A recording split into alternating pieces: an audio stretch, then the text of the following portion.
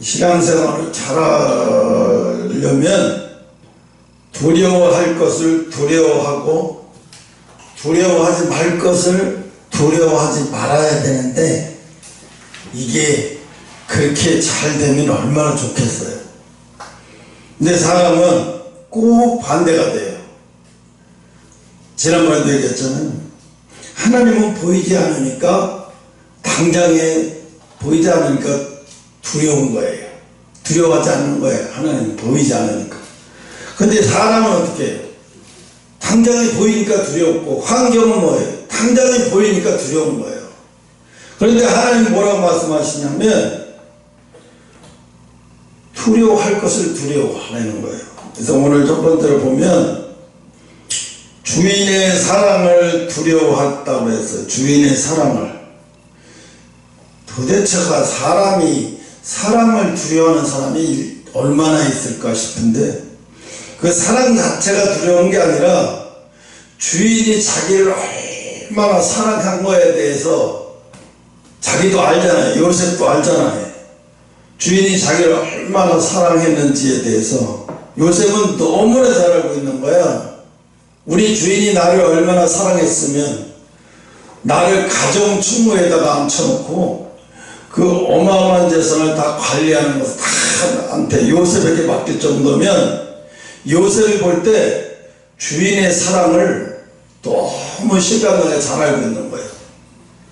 그래서 요셉은 평생에 두려워한 게 있는데, 그러니까 첫 번째가 두려운 게 뭐냐면, 사랑을 구할 때 주인에게서 내가 받은 사랑이 있는데, 주인에게서 내가 받은 사랑이 있는데 내가 이러면 안 되지.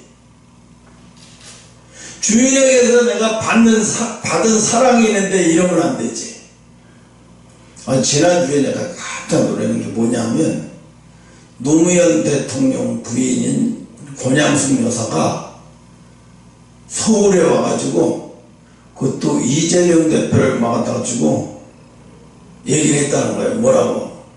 종로에 내 사위를 종로에다가 출마하게 해달라고. 정치에 전혀 경험도 없었고, 정치에 그동안에서 무슨 정책의장이라든가 뭘 이런 것도 한 번도 한 적이 없고, 갑자기 와서 자기 사위를 종로에다가 심어달라. 내가 볼 때 이거는 겁을 주는 것 같아요. 겁 주는 것 같아요. 그러니까 이 종로는 정치의 1번지라고 하는데, 거길 경험도 없는 사람을 갖다 꽂아달라고 와서, 이 사람 뭐지? 권양숙, 이 사람이 정말로 노무현 대통령이 진짜 부인이 와서 그런 말 한 게 맞아? 의심을 할 정도 돼요. 이분은 평소에 정치에 그렇게 관여도 않고 그랬던 사람이 갑자기 나이 드셔서 도망을 했나? 정신이 나갔나? 아니면 이재명한테 내가 이래도 된다고 생각하고 온 것 같아요. 어처구니가 좀 없었어요. 왜 갑자기 그 얘기를 한 거예요? 이분은 두려워하는 마음이 없구나라는 생각을 했어요. 왜? 국민을 두려워하지 않는구나 해서. 정치 1번지 종로가 어떤 데인지 모르고 자기 사위를 아무도 인정받고 검증되지 않는 사람 거기다가 꽂아달라고 와서 결국 꽂았잖아요. 거기서 출마 안 되잖아요. 내가 이걸 보고, 이분은 노무현 대통령하고 전혀 딴판이네? 국민을 두려워하지 않는구나, 이분도. 그렇게 이렇게 막나가는 거죠. 왜 내가 전직 대통령까지 하고 그렇게 설쳐된 대통령 부인은 어떻게 아무도 없었어요. 이순자 노 대통령 부인 이순자 여사도 자기 남편이 있을 때랑 또 정치 그만둘 때 나가서 무슨 내 사위를 거의 돼야 돼 이런 표현이 전혀 없었는데, 이분은 두려워하는 게 없구나 하는 생각이 들었어요. 정말로 그동안에 어떻게 참고 살았지? 이렇게 겁없이 행동하려면 도대체 국민에게는 뭘로 하나 이런 생각이 들었어요. 오늘 이 사람들이 그래요. 사랑은 받으면서 책임은 안 지려고 해요. 사랑을 받으면 책임도 따르는 거예요. 우리는 사랑을 받으면서 책임은 안 지려고 하는 거예요. 그런데 사랑에는 뭐가 있어요? 책임이 따라요. 사랑에는. 그래서 사랑에 책임이 따르는데 그 책임을 누가 책임져야 돼? 사랑을 받은 사람이 책임지는 거예요. 사랑은.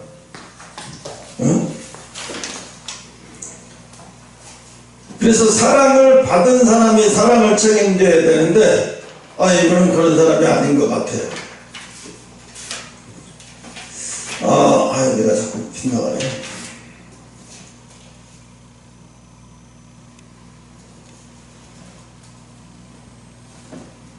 그래서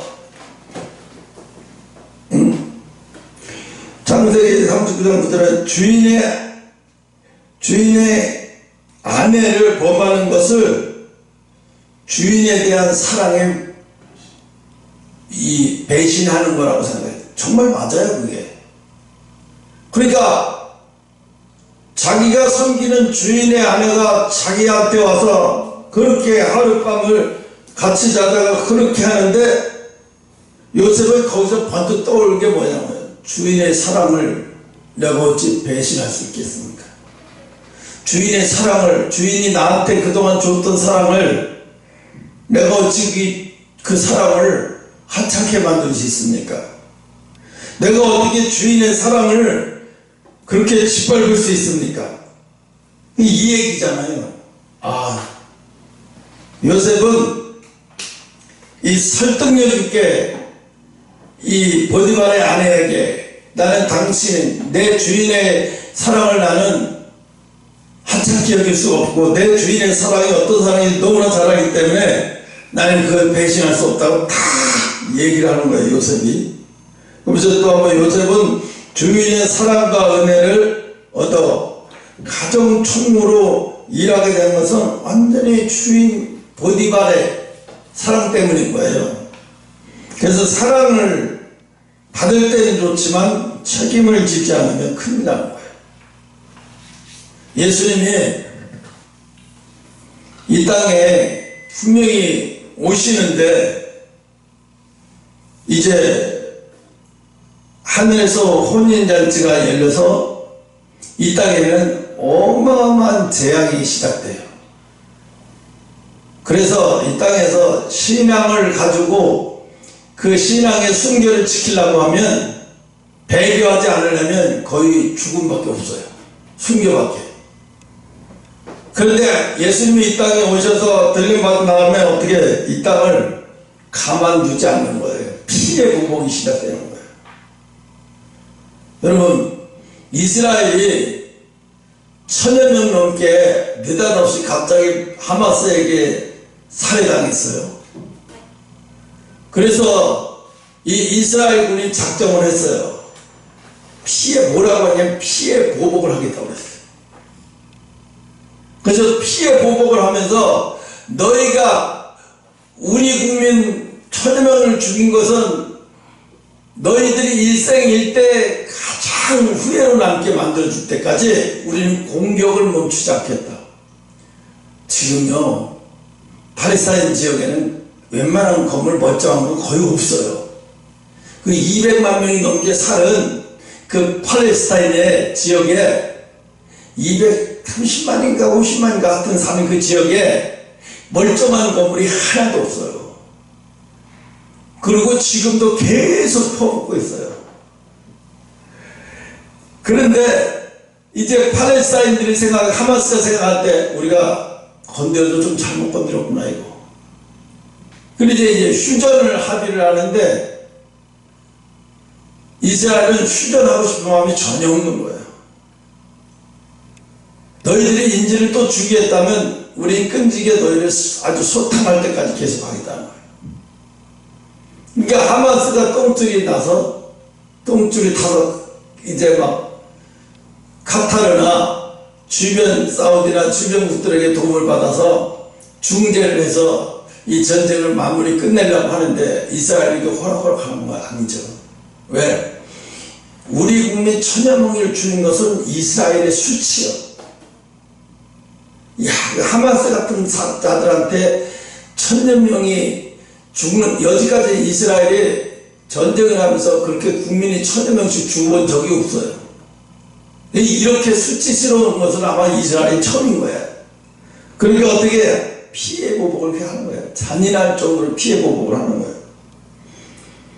그런데 또 그런데다가 미국까지 계속 지지해 주잖아요. 반대하지 않고 계속 지지해 주고 필요한 거 있으면 다 대주고 막 그런 식으로 하니까, 그게 뭐야, 이스라엘 국민 1000여 명을 없앤 죽음에 대한 생명을 잃은 생명의 대가는 너희들의 이 땅에서 아주 몰살시켜버리겠다. 그거 보니까요, 그 팔레스타인 지역의 그 바닷가에다가 큰 무슨 뭐야, 배도 아니고 뭐야 이상한 거 띄워가지고 거기다가 의료기서부터 먹을 것을 다 끄면서 끌고 그 팔레스타인 지역으로 끌고 들어가서 나눠주려고 하는 것 같아. 나눠주지도 못해. 왜냐면 이미 질서가 다 깨져버렸어요. 무질서예요. 자기네들을 죽이고 막 다 뺏어가고 이래요. 잔인하게. 그러니까 거기 뭐야, 폭력적인 사람이 1등인 거예요.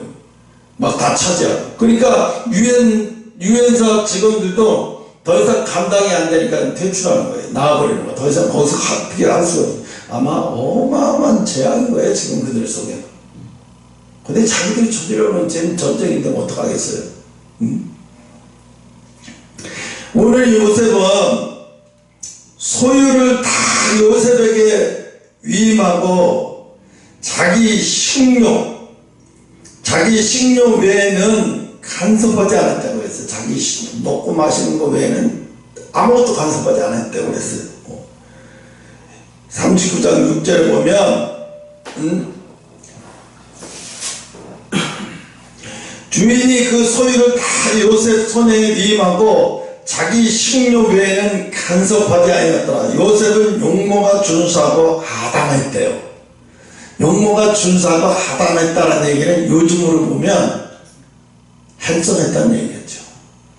아주 남자를 보기에도 정말 근사하고 잘 생긴 아주 그런 청년이었다는 거예요. 그러니까 이건 뭔 말에 보디발의 아내가 안달나게 생겼다는 거죠. 그 정도로 요셉이 용모가 너무너무 준수하고 잘생긴 거예요. 어제 우리나라에 야구 그저께인가 왔잖아요. 오타니 LA가. 근데 나도 그걸 생중계로 봤거든요. 와, 정말 키가 크더라. 194인가 193인가 그래. 그런데 더 놀라운 건 그 부인도 183이에요. 그러면서 이 오타니 쇼에게 그렇게 얘기를 했어요. 나는 26살에 결혼을 하겠다 계획을 어느 정도 다 짜놨대요. 그래 26살 되면 결혼하려고. 이게 막상 26, 자기가 어렸을 때는 26이면 어른이라고 생각해서 나도 이제 26에 결혼하게 되겠다고 하는데 자기가 26 때를 보니까 어른이 아니더래요. 아, 이게 애네 아직도? 그래서 결혼을 연기했대요. 30살로. 그리고 거기서 보냈냐면 스포츠를 경험해본 사람만, 스포츠를 경험해본 여자고 키가 나하고 별 그렇게 큰 차이가 안 나는 키 큰 여자였으면 좋겠다. 이게 다 들어맞은 거예요. 이게 고른 거죠, 자기처럼. 응? 근데 한국에 들어와서 김포공항에 들어올 때 보니까 엄청나게 행복해 보여요. 두 부부가. 근데 내가 무슨 말 하려고 했대. 오타니가 반드시 뭐 야구도 잘해서 인기가 있는 것도 있지만 결정적으로 아시아에서 인기가 더 폭발하고 또 아시아에서 오타니를 더 좋게 여기는 중에 하나는 그가 가진 인격 때문에 그래요. 그 친구도 경기가 끝나는데 운동장에 이상한 거 있으니까 주워서 나오다가 주워서 갖고 들어가서 이렇게 버려요. 투수가. 이 정도로 그래요. 투수가. 그러니까 엄청나게 아주 반듯한 사람이라는 거예요. 이 오타니가. 그런데다 거기다 얼굴도 정말로 준수하잖아요. 190인데도 얼굴로 살찐 얼굴도 아니고 준수해요. 아주 호남형을 갖고. 그러니까 어떻게 인기가 더 많아요. 어마어마한 인기가 많아요. 그런데 일본 사람이 웃기는 것은 왜 웃기냐면 한국 사람들은 오타니를 별로 좋아하지 않을 거라고 생각했대요. 왜냐하면 일본 사람이니까. 그래서 한국의 야구 메이저 시범 보러 가도 오타니 별로 좋아하지도 않고 공연에서 별로 거야. 근데 일본 기자와 이들이 와서 취재하다가 놀래버린 거예요. 와, 한국 사람들이 이렇게 오타니를 좋아하는 게 믿어지지 않더래. 그래서 오타니를 촬영해야 되는데 오타니의 환장한 한국 팬들을 촬영하고 있는 거야. 오타니는 어디 가고. 그러면서 보면 그가 야구를 잘해서 인정받는 거 있고 또 하나는 준수한 외모. 정말 193에 그렇게 키 큰 데다가 준수한 외모, 균형 있는 몸매, 또 거기다가 또 좋은 인성까지 가지고 있으니까 안 좋아하면 이상한 사람이에요. 야구를 좋아하는 사람, 남자, 여자, 노소, 늙은 사람을 통해서 오타니 안 좋아하면 그 거짓말이에요. 정말 오타니 좋아하는 거예요. 그 좋아하는 이유가 야구만, 단순히 야구만 잘해서가 아니라 그 인격이 너무나 훌륭해서 좋아하는 거예요. 오늘 이 요셉의 이 가정충무가, 요셉이 가정충무가 된 것은 보디발이 단순히 착하고 성실해서 뿐만이 아니라 외모도 모든 걸 다 갖췄기 때문에 그런 거예요. 자기 가정총무로서 또 충분히 외모도 모든 건 다 훌륭하다. 우리 집 가정총무에게는 충분하다. 이렇게 여기고 보디발은 그 용모도 자식이 준수한 요셉을 자기 가정총무에 앉혀놨는데 그 준수한 외모 때문에 자기 아내 그러니까 요셉하고 동침했다는 소리 들으면 어떻게 되겠어요?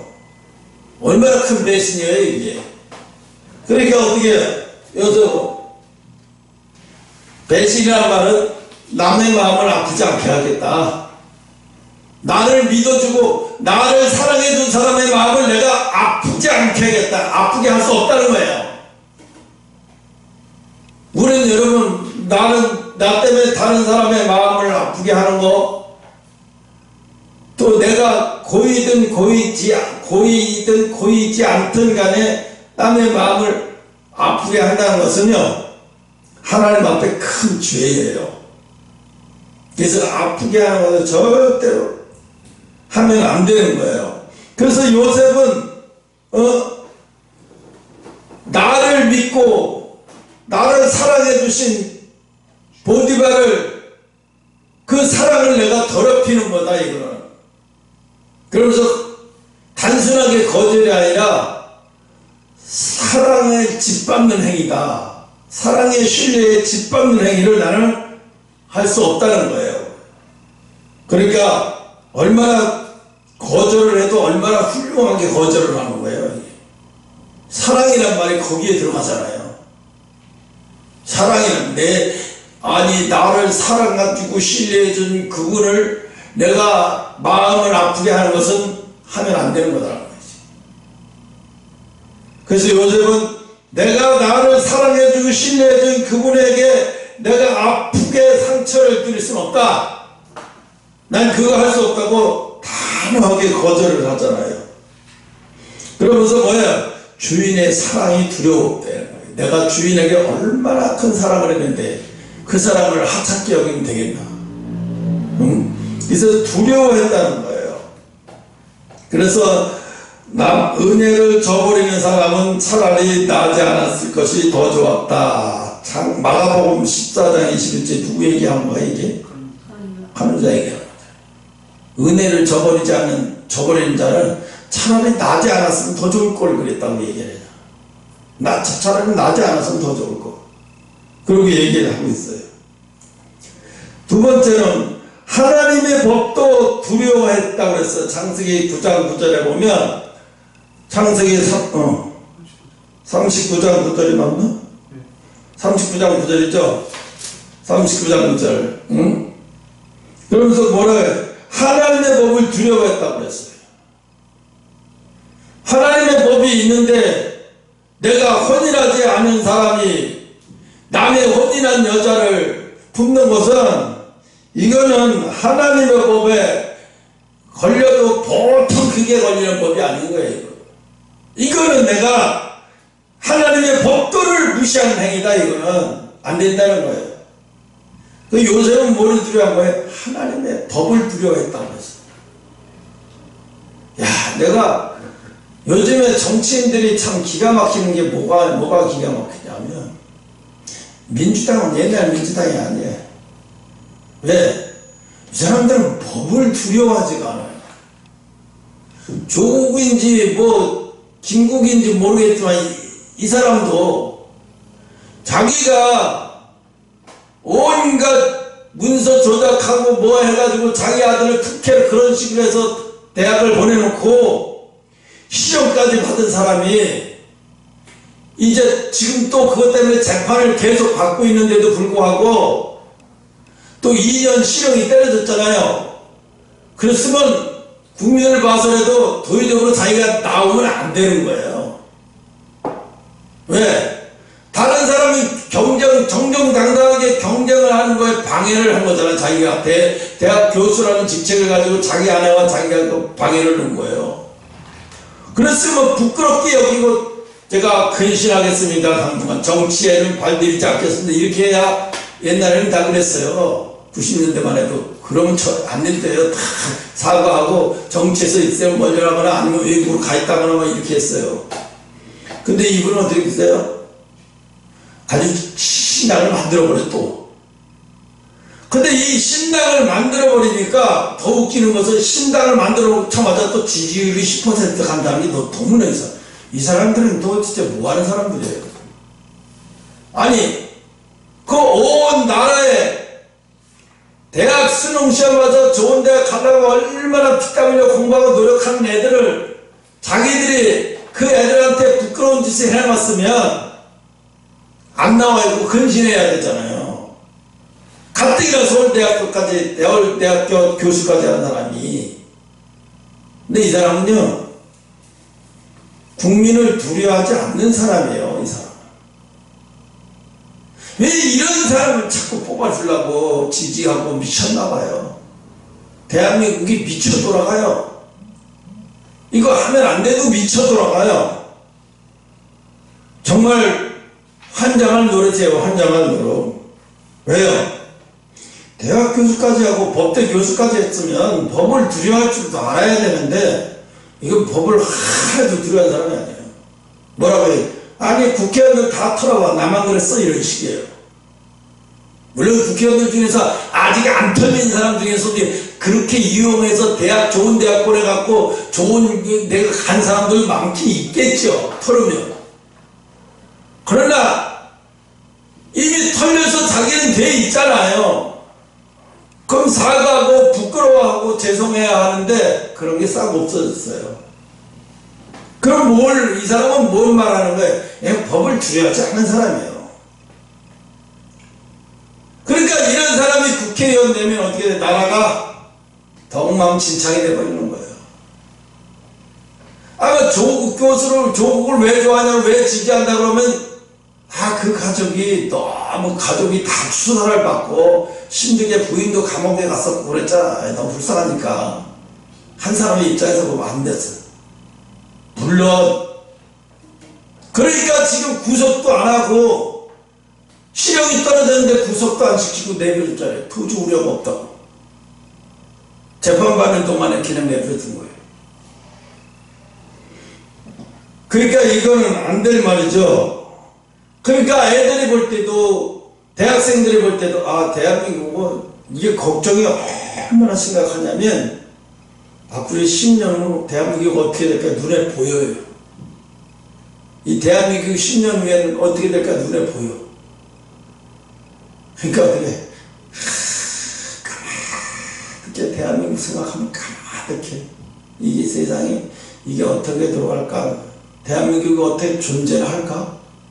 대한민국이 어떻게 이렇게 피땀 흘려 쌓은 이 나라를 이렇게 이들이 잡아먹고 물먹는 하마처럼 망가뜨려 놓고 쑥대만 만들어 놓고 하나도 미안한 마음 없고 법을 그렇게 어기고 부부간에 법을 그렇게 어겨놓고 자기 자식 하나를 위해서 그렇게 만들어 놓고는 조금 더 부끄러우면 부끄러워할 줄 모르는 거, 이거 뭐예요? 이 사람들이 훌륭한 사람이 아니라 이 사람들은 이미 사람의 길을 포기한 사람이에요. 네, 부끄러움도 모르는 사람은 뭐 어떻게 돼요? 대학 교수는 뭐예요? 그냥 머리만 좋은 것 뿐이에요. 어디 하나 머리만 좋지 써먹을 데가 없어요. 이래서 어디다 써먹어 이거?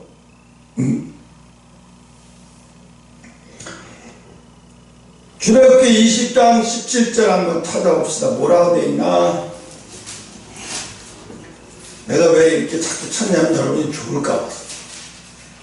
17장 출애굽기 20장 17절 거꾸로 얘기했어요. 20장 17절 내 이웃의 집을 탐내지 말지니라. 내 이웃의 아내와 그의 남종이나 그의 여종이나 그의 소나 그의 나귀의 무릇 내 이웃의 소유를 탐내지 말지니라 그랬어요. 뭐라 그래? 내 이웃의, 하여튼 내 이웃의 모든 것은 다 탐내지 말래요. 내 거 아닌 것은 다 탐내지 말래요. 그 탐내는 것도 죄라는 거예요. 그러니까 어떻게 내 거 아닌 것은 쳐다보지 말라는 거죠. 근데 요즘 얼마나 심각하냐면 대한민국에 돈 많은 사람들이 40대 50대들이 부부끼리 스와핑을 한대요. 그 자기 마누라한테도 대놓고 얘기하고, 정말 뭐 이게 상상을 초래해요. 아주 쾌락의 끝을 가요. 하나님이 만들어 놓은 이 혼인을 더럽혀도 보통 더럽히는 게 아니에요. 하나님은 어떻게 했냐면 전쟁 중에도 결혼을 하면 전쟁터에 내보내지 말고 1년 동안 자기 아내와 행복한 시간을 가지라고, 그는 전쟁터에 보내지 말고 가정으로 돌아가서 아내를 즐겁게 해주라고 했어요. 그게 하나님의 뜻이에요. 그럼 하나님이 뭘 도와세요?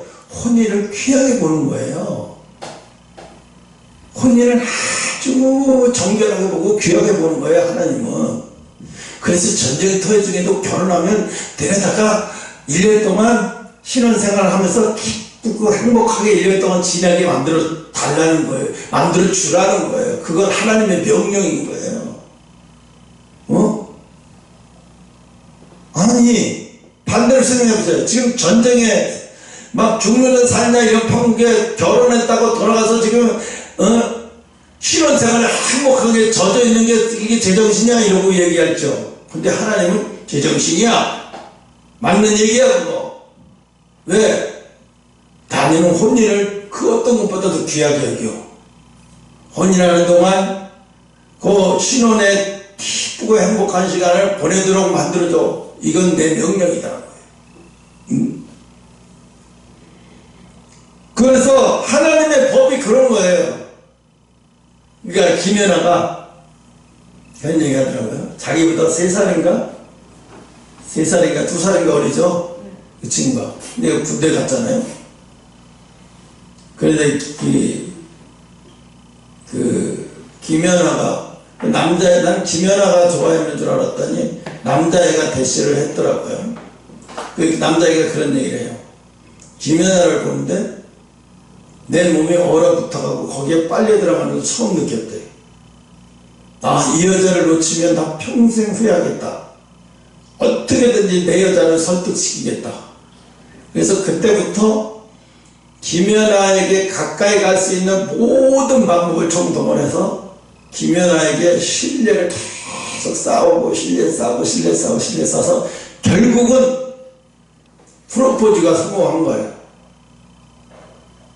그럼 프로포즈가 성공한 다음에 이제 사귀게 되니까 그때부터는 김연아가 더 빠지고 더 좋아하는 거예요. 그러니까 김연아 부모님 입장에서 볼 때는 아니 군대도 안 갔다 왔어. 가수라고 해서 뭐 크게 뭐 이것도 아니고 아니 그런 걸 왜 좋아해? 어떻게 보면 김연아 부모님 입장에서 탐탁치 않게 여길 수도 있어요. 그런데 아마 그 부분, 그 부모들이 그렇게 생각했더니 내 딸이 좋아하는데 우리가 방해한다고 될 일이 아닌 것 같다. 돈은 이미 많으니까 자기네끼리 행복하게 잘 살고 서로 좋아한다니까 그냥 혼인시키자. 아마 이렇게 나갔던 것 같아요. 왜? 김연아 엄마 보통 엄마가 아니었잖아요. 보통 엄마가 아니에요. 남자를 아무나 결혼시킬 그런 부모가 아니에요. 김연아 엄마 보면 온통 야무진 게 아니에요. 그래서 이 친구가 김연아를 아내 삼기 위해서 얼마나 헌신적인 노력을 해서 그 마음을 살기 위해서 얼마나 힘들었을까 생각을 해봤어요. 이 친구가 말하는 어느 좌석에든지 전화 오면 바로 달려갔다는 거예요. 거리가 얼마 되든 상관없이 어디든지 외국만 안 있으면 무조건 전화만 달려갔대요. 그래서 신뢰를 쌓아 올린 거예요.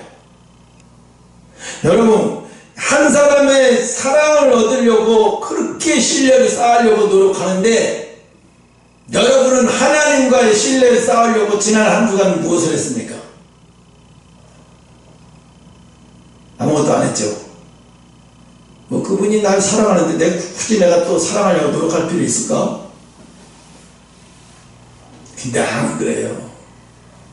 하나님 우리가 뭐 엄청난 것을 보고 기뻐하시는 게 아니라요, 작은 것에서 하나님 뜻을 보려고 하는 거고 기뻐해요. 네가 이런 것까지도 나한테 질문을 하네. 네가 이런 것까지도 나한테 하나님 내 뜻을 구하네. 하나님 그걸 보고 네가 나를 얼마나 신뢰하는지 알겠다. 네가 나를 얼마나 의지하고 나를 기대하는지 알겠다. 근데 요즘 어떻게 사람들이 신앙이 하나님 앞에 신뢰 얻으려고 하는 노력 그런 거 아니에요. 뭐 해요? 교회 가서 주여정 즐겁게 해주고, 권사 타이틀을 얻으려면, 장로 타이틀을 얻으려면, 안수집사, 권사 타이틀을 얻으려면 실패해야지 뭐 이러지. 그게 교회에서 무슨 중직을 얻기 위한 타이틀을 얻기 위해서 하는 거지, 하나님하고 관계가 깊은 교제를 하다 보니까 나에게 권사직도 주어지고 안수집사직도 주어지고 나도 모르게 그런 직책이 그들이 붓으로 따라오는 거지. 그냥 붓을 그가 안수집사를 못 펴놓고 무슨 권사를 못 펴놓고 이렇게 막 이거 하는 것은 하나님이 기뻐하는 거 아니에요. 그 사람이 그렇게 해서 권사가 된들 안수집사가 된들 장로가 된들 그건 하나님 기뻐하는 일이 아닌 거예요. 사람을 기쁘게 하려고 하는 거지. 사람을. 그러니까 제가 지난주에 명성교회 목사님이 그 얘기를 하는데 어떤 생각이 드냐면 이 사람은 사람을 기쁘게 하는 사람이네. 주의종도 10만 성도가 넘는데 자기 입으로 사람을 기쁘게 하지 말고 하나님을 기쁘게 하라고 숱하게 설교하고 숱하게 말했을 거 아니에요. 그러면서 자기는요 사람을 기뻐하는 편에 속해서 자기가 행동을 하면서 자기가 다 알아요. 빨리 돌아서지 않으면 저기도 큰일 나요. 이제 생명체에서 이름 지어버리면 끝나는 거예요. 아무리 뭐 40년 목회하면 뭐 할 거예요. 하나님이 기억하지 않고 하나님이 무시해버리면 끝나는 거죠. 그건 아무튼 소용없어요. 40년 했으면 50년 했으면 뭐예요. 하나님이 인정 안 해주는 건 무슨 그 인정 안 해주면 아무것도 소용없는 거예요. 마태복음 5장 28절 여인을 보고 음욕을 품는 자마다 마음에 이미 간음을 했습니다. 마음에 이미 간음을 한 거래요. 음욕을 품는 것마다. 그래서 제가 아까 얘기를 하잖아요. 하나님과 깊은 관계가 유지되면요 음욕도 사라져요. 솔직히 말하면 정욕까지 다 사라져요. 그래서 어떻게 해요? 하나님만 바라보게 되고 하나님이 주시는 거로만 또 행복해 죽겠는데 뭘 거기에다가 다른 데서 뭘 채워보려는 생각이 없어져요. 음욕은 뭐예요? 내가 채우려고 하는 거거든요. 감정을 통해서 어떤 것을 내가 채우려고 하는 건데, 이미 하나님과 나를 통해서 하나님 기쁨의 감정으로 내가 이미 다 채워졌어. 그런 것들을 보면서 아무리 이쁜 게 아니라 미스 코리아가 옆에 있던 아무 느낌이 없는 거예요. 아유, 내가 음욕 품지 말아야지 그런다고 해서 되는 게 아니라, 그냥 그 사람들을 보면서 자기도 모르게 음욕이 나가는데 어쩔 거예요. 그 인간의 컨트롤 갖고 되는 게 아니에요, 이거는. 하나님의 사랑이 내게 충만히 임하면 그런 모든 것들이 이미 난 채워지. 여러분, 예영이가 배를 탁 점심 때 배부르게 먹고 났는데 밥이 여기 맛있는 게 엄청 있어요. 그걸 보면서 침을 실제로 흘리면, 네, 나는 이미 배가 불러요. 탁 배가 부르니까 아무리 진수성찬을 갖다 놔도 별 마음에 별 없어요, 생각이. 이거 마찬가지예요. 하나님과 내가 하나님이 주시는 신령한 것으로 충만해져 있고 하나님이 주신 것도 내가 막 아주 행복해지면 음욕이 아니라 별목을 갖다 놔도 별 시경이 없는 거예요. 하나님 것으로 이미 난 다 채워졌기 때문에. 내가 궁핍을 못 느끼는데 뭐 어떤 것도 내가 궁핍을 못 느껴. 뭘 갖다도 궁핍을 못 느끼면 이 사람은 하나님 것으로 가득 채워진 사람이에요. 하나님이 기뻐하는 사람이라는 거죠. 그래서 디모데후서 2장 2절을 보면 청년의 정욕을 피하고 깨끗한 마음으로 주를 부르며 살라고 해요. 청욕의 정욕을 버리고 청욕의 정욕을 어떻게 버려야지. 안 되면 내가 노인의 피를 싹 갈아버릴까? 안 돼요. 근데 이것도 안 되는 거예요. 그래서 하나님 것으로 탁 채워지면 이 청년의 정욕도 다 피하게 돼요. 그래서 사무엘사 12장 13절을 다윗을 우리아의 아내를 밧세바를 취하며 하나님께는 엄청난 책망을 받았다고 말하고 있어요. 아까도 얘기했잖아요. 왜 다윗은 그걸 보면서 왜 음욕에 불릴 듯 일어났을까?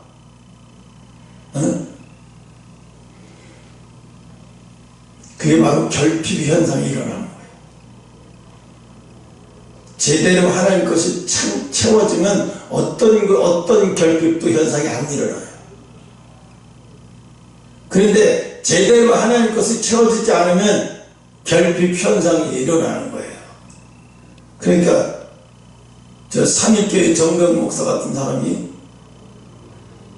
아니 책을 내기만 하면 똑똑하니까 연세대학교 출신이고 뭐 무슨 고등학교도 명문고등학교라고 애들이 코스로 탁 밟아서 책도 내기만 하면 성공하는 거예요. 막 10만 부 이상 막 팔려가고 막 이러고 청년들이 너무 좋아하는 책이 막 나오고 있는데 내가 볼 때는 그런 게 다 생명이 없는 거예요. 세상 거예요. 세상. 그런데 이 사람은 왜 예배 시간에도 예배를 드리다가 뒤에서 성가대를 성추행을 하고 아니 지금 예배 중이고 성가대가 그렇게 앞에서 찬양을 부르는데 뒤에서 음란한 짓을 하고 있어. 성가대를 상대로. 이것도 한두 번이 아니라 쌓여서 나중에 이 사람이 못 견디겠어. 내가 교회를 떠나면서 아예 이민을 가버렸어. 왜? 내가 이걸 부르면은 이 교회가 엄청난 파장이 일어나고 또 이 교회 장로들이 와서 날 죽인다고 협박할 텐데 야 너 왜 교회 망치려고 작정을 했어? 입 다물어. 조용히 꺼져. 여러분 조영기 목사가 그 엄청난 교회였던 목사님이 아니 프랑스에 가서 프랑스 교포 여자하고 눈이 맞아가지고 그 여자한테 뭐라고 말했냐면 너는 나의 영적 부인이야.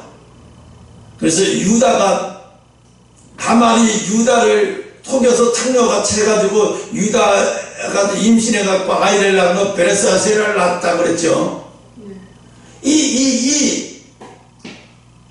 아니 그러면서 그 여자가 그랬대요. 참 영리한 여자. 그 여자가 뭐라고 얘기하냐면, 그러면 내가 영적인 부인이라면 증거로 목사님이 갈 때마다 이 여행 가방 이 옷 들어있는 그걸 놔두고 나한테 주래, 이걸 선물로.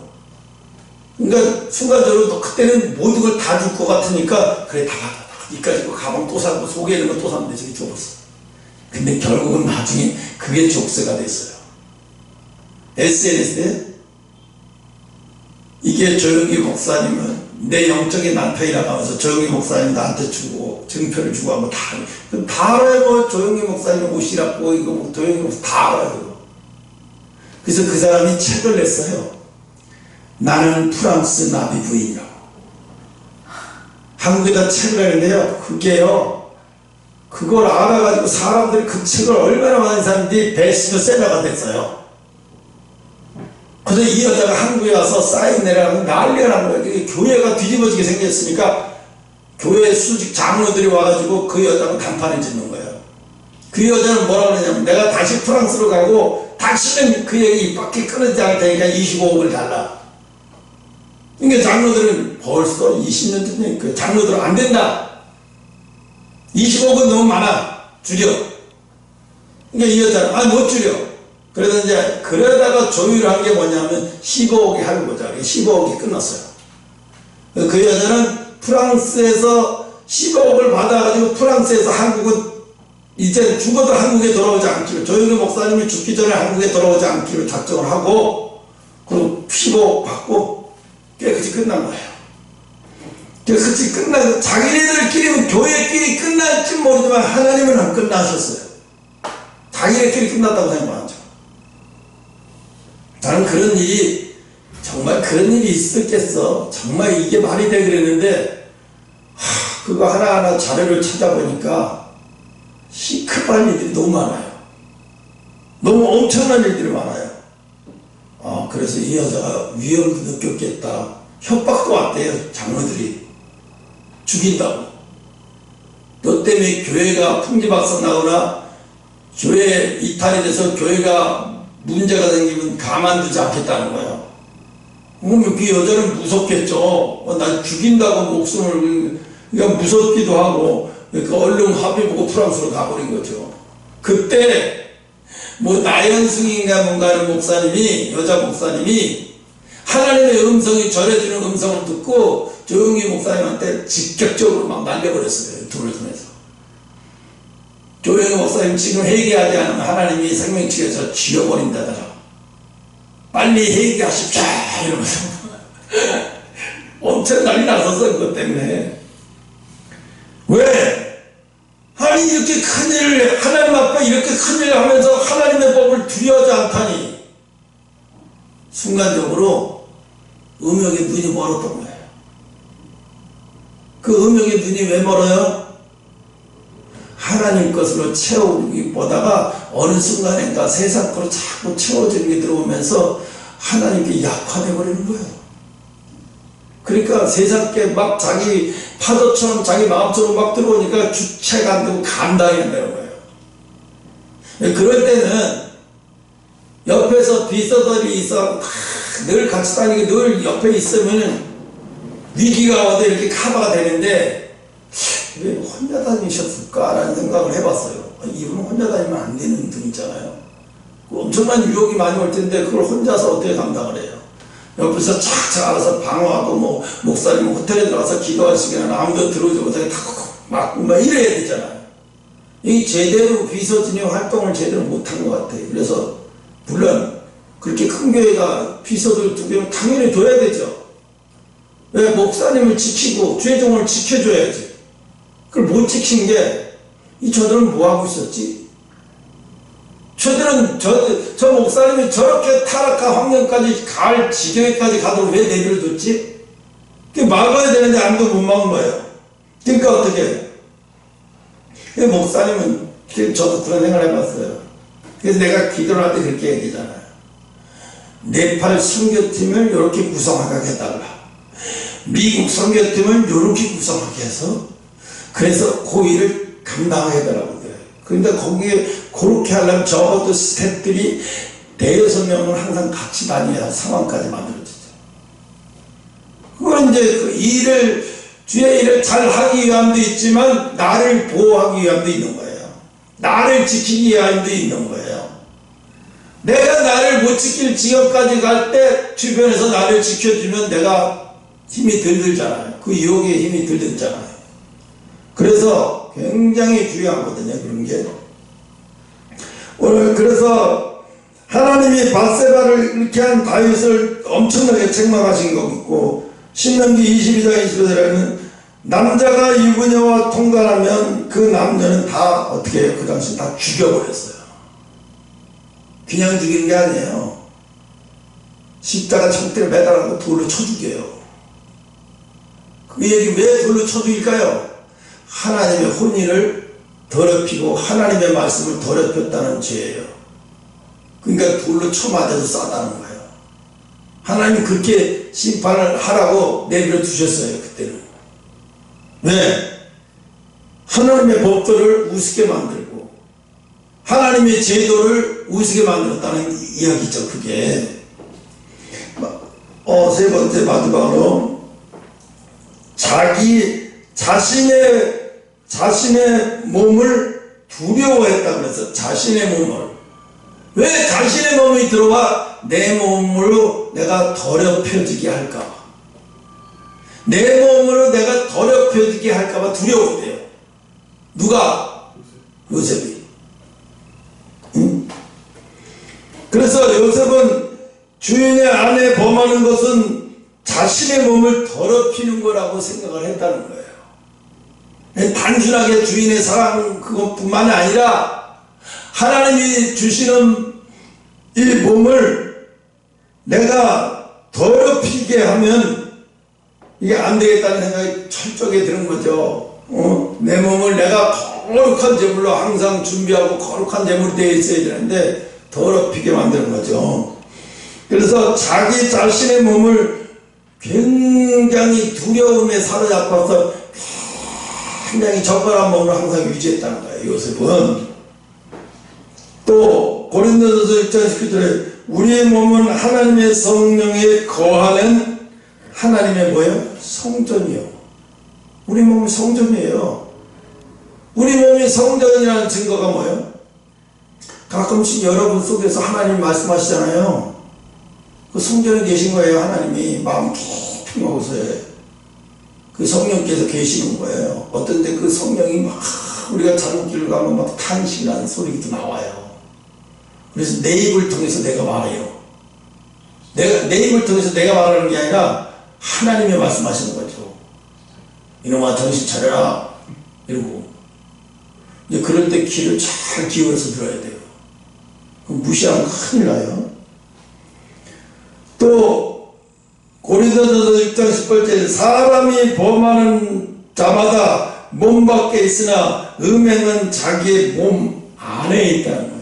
그러니까 음행이 문제가 되는 건 몸 안에 있기 때문에, 죄가 몸 안에 있기 때문에.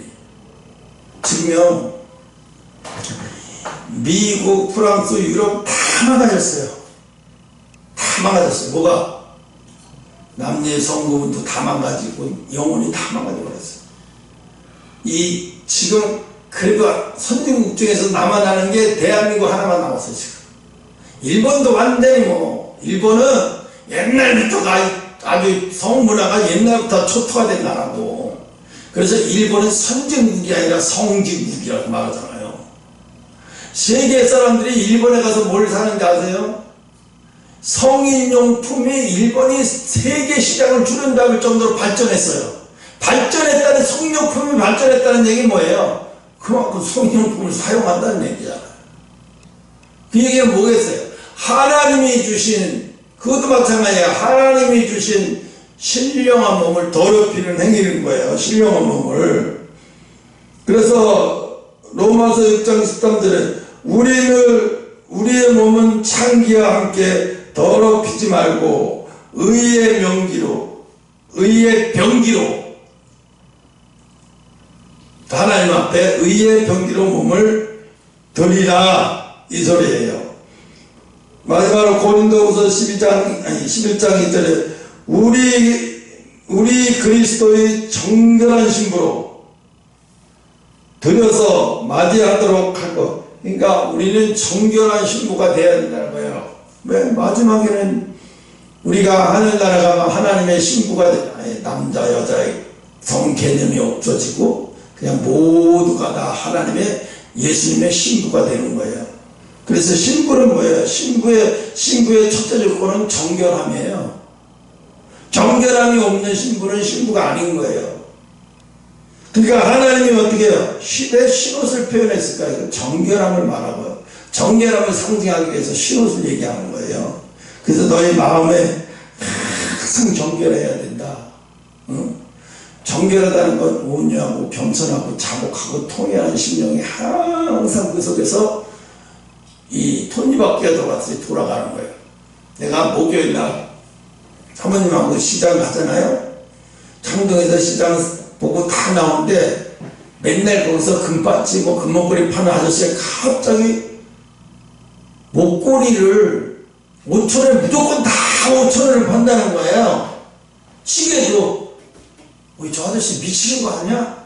저 시계 몇만원, 적어도 한 5만원짜리 이상 될 텐데 저걸 5,000원에 판다고? 그래서 내가 갔어요. 가까이. 아저씨 이 시계를 진짜 5,000원을 가져가도 되는 거야? 했더니 가져가도 되는데 사람 팔아 그래요.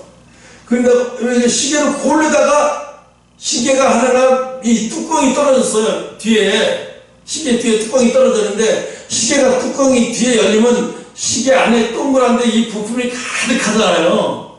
근데 그 시계는 어떻게 됐냐면 저 사격할 때 0점 조정하는 것처럼 이번에 점 하나 찍어놓은 거 지금 아이들 장난감처럼 하는 배터리 하나 놓고 하나 그거 분나고 시계만 겨우 갈 수 있게 만들어 놨어요. 이 뚜껑이 열리니까 기가 막히게 지금 우리 하나님이 나 못 살게 만들라고 거기서 뚜껑이 딱 열리면서 이게 보게 만들어. 근데 이게 뭐야? 아저씨 이게 뭐야? 그랬더니 그 아저씨가 그건 주세요. 뚜껑 열린 거 주세요. 얼른. 네, 다른 사람은 시계 안 사갈까봐. 근데 내가 나오면서 호탕하게 웃었다.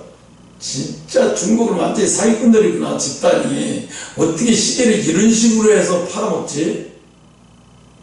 그러니까 건배야 내가 헐딱 넘어가서 어떤 할아버지 사하고 아줌마도 사고 어이가 없어. 뚜껑이 열렸는데 그 뚜껑이 열린 것도 놀라운 일이지만 그 속에 부품을 보고 너무 충격받았어요. 5,000원이 아깝다는 생각이 단번에 들어가더라고요. 미친 거예요. 이 사람들이 대한민국을 뭘 보고 있다는 짓을 하나 하는 생각이 들었어요. 근데 그 아저씨는 그게 다 들떡이 났는데 얼른 감춰갖고 자기 오줌에다 두더라고요. 왜 팔아먹어야 되는데 그게 자꾸 그 앞에서 뚜껑 열린 게 보이면 어떡해야 되겠어요. 목걸이고 엄청나게 팔리더라고요. 다 가짜죠. 다 짝퉁이고 가짜고. 가짜에도 비슷해야 되는데 너무 이건 심하더라고요. 그래서 하나님의 법이 하나님의 법대로 사는 게 우리는 그러잖아요. 구속길에서 불편해 죽겠어. 예수 닮는 게 너무 불편해. 이런 사람들은 진짜 자유가 뭔지 모르는 사람들이에요. 진짜 자유는요, 예수 그리스도 안에서 법이 나를 주장하고 성령이 내 속에 함께 있으면서 운행하시면 아까도 얘기했잖아요. 우리의 쓴뿌리들이 완전히 다 없어지고 그냥 평범한 신령이 되어버리면요, 정욕에도 어떠한 정욕의 그림을 봐도 안 올라와. 또 어떠한 분노가 일어나는 것도 안 올라와. 그러니까 마음에 얼마나 평안함이 느껴지는지 몰라요. 야, 내가 속으로 했어요. 야, 이게 이런 정도면 환난에도 버티겠는데? 속으로 내가 생각하게. 지금 이 상태의 평안의 유지가 계속 지속된다면 환난 끝까지 그 염려할 게 아무것도 없네. 모두가 다 견디고 넘기고 다 할 수 있겠네. 너무 감사했어요. 그걸 하나님이 나한테 깨달고 알게 만들고 왜 혈기를 내면 안 되는지도 깨닫게 됐어요. 그래서 하나님이 우리에게 자기를 지키고, 요셉은 자기를 지켜서 깨끗하게 만드는 사람 중에 하나예요. 그 시험을 다 통과했잖아요. 그리고 그 뒤에 마지막에 뭐예요? 보디발의 파라오 왕의 이 궁에 들어가서 거기 감옥에 들어가서 이제 거기서 뭘 배워요? 헌신하고 봉사하는 걸 배우잖아요. 섬기는 걸 배워. 왜 섬기는 걸? 그 섬기는 훈련은 10년을 다 하고 나서 하나님이 다 끄집어내는데도 또 이상하잖아요. 요셉이 이제 이쯤 됐을 때 좀 꺼내주면 좋은데 하나님은 그래. 이쯤 됐을 때가 아니라 네가 완전히 그것을 포기했을 때 내가 널 꺼내주겠다. 그러니까 뭐야? 하나님 손에 달렸다 생각하고 모든 걸 다 하나님 앞에 맡길 때까지 내가 널 여기서 안 꺼내주다는 거예요. 아까 영국이가 밥 먹으면서 처음으로 옳은 소리 하는 봤어요. 하나님의 역사는 안 되는 것 같아요. 그때 가서 다 이루어지겠죠. 뭐. 맞아요. 하나님의 주신 말씀은 반드시 역사가 하게 돼 있고 그대로 역사가 일어나요. 우리는 그걸 우리 때에 맞추니까 문제가 있는 거예요. 하나님 때에 맞추고 하나님 때 우리는 가만히 잠잠하고 지켜보기만 하면 돼요. 기도하면서. 그래서 오늘 이 말씀 가지고 여기까지 마치겠습니다. 기도하겠습니다.